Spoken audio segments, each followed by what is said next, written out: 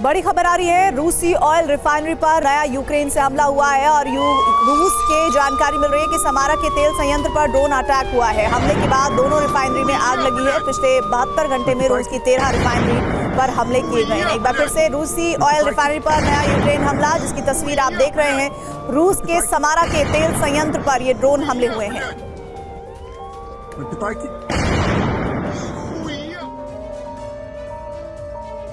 Europe में एटमी युद्ध का अंदेशा बढ़ता जा रहा है, क्योंकि अब खुले तौर पर नेटो देश यूक्रेन के बचाव में उतर आए हैं।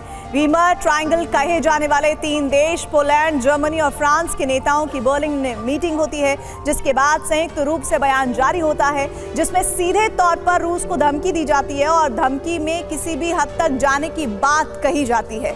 अब सवाल उठ रहे हैं कि वो हद एटमी हमला तो नहीं। अगर ऐसा हुआ तो रूस पलटवार में पूरे यूरोप में विनाश मचा सकता है, क्योंकि पुतिन कह चुके हैं कि रूस की सुरक्षा के लिए वो परमाणु हथियारों का इस्तेमाल बेझिझक करने को हर वक्त तैयार है।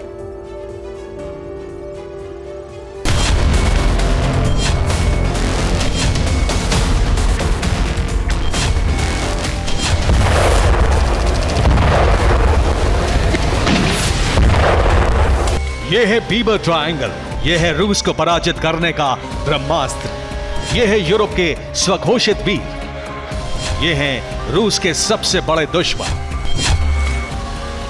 Germany, France, Poland. और तीनों देशों के प्रतिनिधि जब बर्लिन में मिले तो क्रेमलिन की निगाहें इन्हीं पर टिकी थी, क्योंकि बर्लिन में तय हो रहा था कि यूक्रेन रूस में युद्ध किस दिशा में जाएगा और यूरोप में तबाही का बवंडर आएगा या नहीं।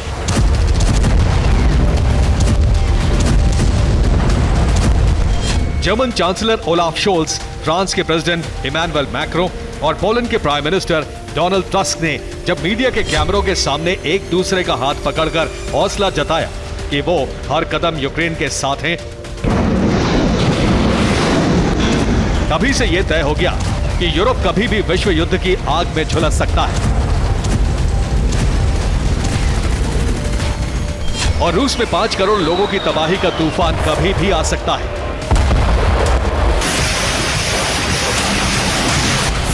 इस तबाही का रोड मैप नेटो ने कैसे तैयार किया है वो बताएं। उससे पहले समझिए, बर्लिन में जब वीमर ट्रायंगल के नेता मिले तो यूक्रेन की सुरक्षा को लेकर क्या दावा किया गया।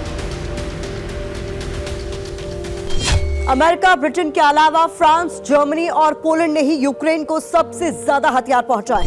फ्रांस ने यूक्रेन में नाटो सेना उतारने की जिद ठानी थी और बातचीत के बाद जर्मनी और पोलैंड भी इसके लिए राजी दिखे। जाहिर है इससे रूस का पारा बढ़ने लगा, क्योंकि एक बार फिर मैक्रो ने उसी तरह की हुंकार भरी। इस बीच क्रेमलिन पर दबाव बढ़ गया है कि वो पूरी तरह से यूक्रेन का खात्मा करे, साथ ही यूरोप के उन देशों को ब्लैकलिस्ट करे जो यूक्रेन के मददगार हैं।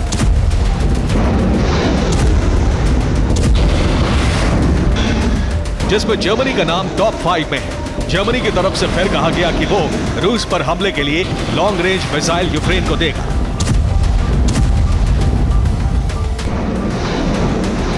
तीन ताकतवर देशों ने जिस तरीके से रूस को खुला चैलेंज किया है, उससे जाहिर है कि यूरोप में नेटो की तैयारी किस स्तर की है।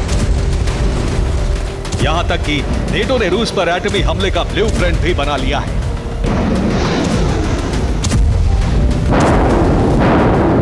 यूरोप की 3 शक्तिशाली देश इस दफा ठीक उसी तरह मिले हैं जैसे 33 साल पहले साल 1991 में मिले थे। उस वक्त जर्मनी के वीमर सिटी में जर्मनी, पोलैंड और फ्रांस के विदेश मंत्री मिले थे, इसीलिए इस ग्रुप को नाम मिला वीमर ट्रायंगल। हालांकि वो शीत युद्ध का आखिरी दौर था, तब तक सोवियत संघ काफी कमजोर हो चुका था, कई टुकड़ों में टूटने लगा था। लेकिन अब हालात अलग हैं। रूस काफी मजबूत स्थिति में है, इसलिए नेटो खुद को रूस से मुकाबले के लिए तैयार कर रहा है। नेटो ने रूस को धमकी दी है कि रूस में इतनी एटमी तबाही मचाई जाएगी जिससे रूस में 1 घंटे के अंदर 5 करोड़ मौत हो सकती है।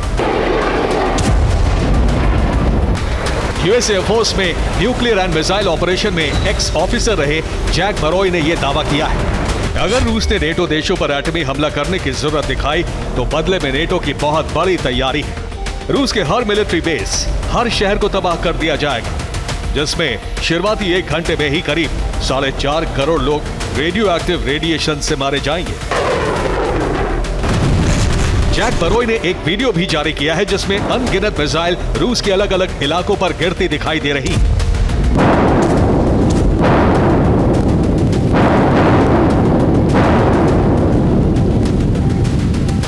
जिसके बाद तेजी से रेडिएशन फैलता दिख रहा है। साथ ही मौत का आंकड़ा भी स्क्रीन पर बढ़ रहा है। इस वीडियो के जरिए दावा किया गया है कि 5 करोड़ मौत हो सकती है और यह आंकड़ा बढ़कर 10 करोड़ भी जा सकता है।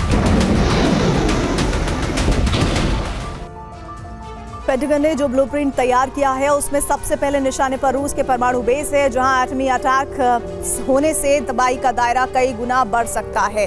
रूस की 6 न्यूक्लियर मिसाइल फील्ड जो आर्कटिक से लेकर बाल्टिक तक पड़ती है, कोजेल्स्क और 33 चेवो साइट पर अमेरिकी हमला हो सकता है और वहीं उजहर और साथ ही 2 मेरोवस्की भी अमेरिका के निशाने पर है, जबकि कर्तले और एलिस्क में भी हमले किए जा सकते हैं। और इसके अलावा 3 नेवल बेस पर भी अमेरिकी F-35 एटम बम गिरा सकते हैं, जिसमें पहला नाम नेरपिकिया का है, उसके बाद यागेलिया और राइबेकिया भी निशाने पर है। न्यूक्लियर बॉम्बर एयरबेस पर खड़े रूसी जहाजों को अमेरिका ध्वस्त कर सकता है, जिसमें यूक्रेन का और एगेल्स एयरबेस पेंटागन की हिट लिस्ट में सबसे ऊपर है।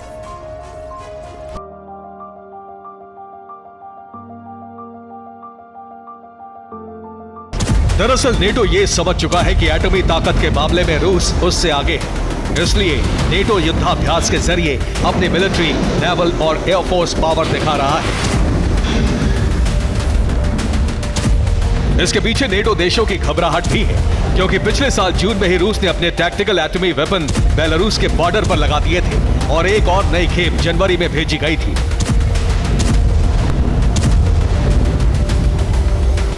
जहां से पोलैंड और बाल्टिक देशों एस्टोनिया, लिथुआनिया, लातविया के अलावा यूक्रेन पर भी एटमी हमला कर सकता है।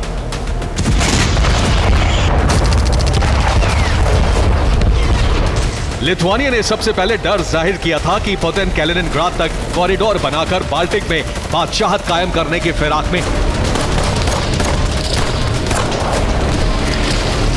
ऐसे में रूस के पड़ोसी देशों पर बड़ा खतरा मंडरा रहा है। इसके अलावा रूस ने नेटो के उस मंसूबे को भी रौंदने का प्लान तैयार कर लिया है, जिसमें कहा जा रहा है कि फ्रांस और बाल्टिक देश यूक्रेन में अपने सैनिक उतार सकते हैं। जवाब देने के लिए रूस दुनिया भर के गरीब देशों से मर्सिनरीज युद्ध में लड़ने के लिए बुला रहा है। बाकायदा उन्हें रूसी सेना में रिक्रूट किया जा रहा है, जिसके बाद स्पेशल ट्रेनिंग देकर यूक्रेन भेजने की तैयारी है, जिससे जब नेटो के सैनिक यूक्रेन में उतरे तो उनसे मुकाबले में रूस कमजोर न पड़े।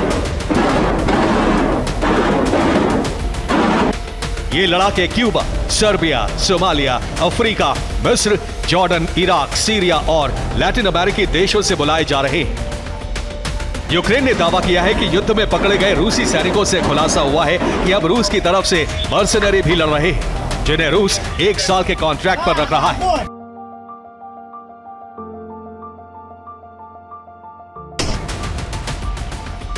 जिसमें एवरेज सैलरी $2000 प्रति महीने दी जा रही है। इसके साथ ही उनके परिवार की देखभाल का जिम्मा भी रूसी सेना संभाल रही है। यानी पुतिन लंबे युद्ध की रणनीति पर काम कर रहे हैं, जिससे यूरोप में नेटो का वर्चस्व खत्म किया जा सके। Bureau report, TV9, Bharatvarsh.